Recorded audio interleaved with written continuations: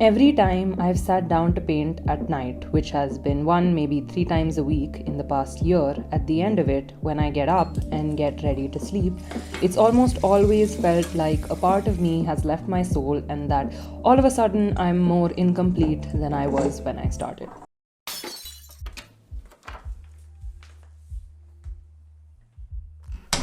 I continue to paint not because it feels nice to have feelings and emotions out on paper, and not because I was anticipating this for the whole day, not because there was an itch I felt to paint, but because it feels good to continue to paint while my hand hurts like hell.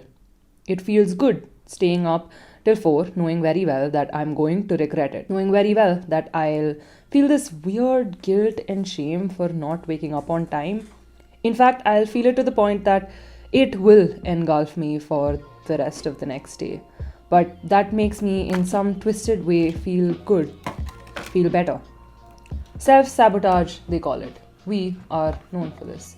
Ruining perfect friendships, relationships, and opportunities for the thrill of emotions, or just simply because you actually don't want to deal with some deep-seated issue. Yikes.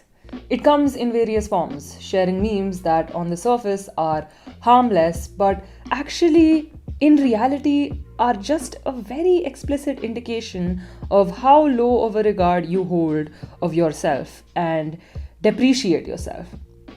Because hey, if you do that, if you make a joke about this, then nobody else can. And most of the reactions that you are going to get is, "Aw, nahi yaar, don't say that. That's not true." The sad part is that you're chronically aware of this self-destructive behavior. But right now, as I sit and paint, I am stuck comfortably in a loop. I'm traveling between ages. I sit on my desk and paint, and at the end of it, it doesn't matter if I'm 3, 13, 17, or 21. My sense of time has become warped in a nice way. At least now I'm not made aware of how fast or slow things go. It's more of a, I exist and time is a thing, but nothing really matters because I'm good, I'm fine, and in general, everything is fine. A beautiful false sense of security, which gets exaggerated at night because at night it's hard to tell when I first sat here and how long it will be till I continue to sit here. Yet another form of sabotage, something that almost all of us practice. Half of you are probably doing that right now. I'm doing that goddamn right now. At first, I didn't work on this video and just did a lot of important but unrelated things for forever. And now I'm working on this and avoiding a lot of other important things. But the sad part is that I'm chronically aware of the self-destructive behavior. It's been a while since I've been alone with my thoughts, without any music or even a show or a video playing in the background. Man, even meditating is hard, which is odd because I used to do that every morning. But that stopped and now anxiety is my best friend. Publicly admitting that isn't a good idea, but it seems like oversharing is the new thing.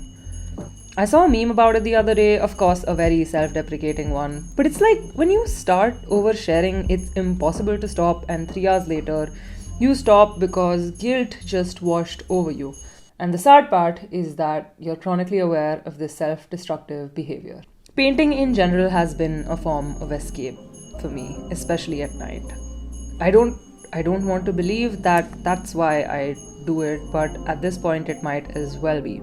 It's impossible to tell. I've never really been hungover, but every time I wake up after painting till 3 a.m., I imagine that's what it feels like. It's not that there isn't any joy in painting and creating things, but I tend to feel more incomplete, more empty, and most of the time I can't decide if it's a good empty or a bad empty. But I tend to go ahead and do it again every time I get the chance to. And as a matter of fact, I'm chronically aware of this self-destructive behavior.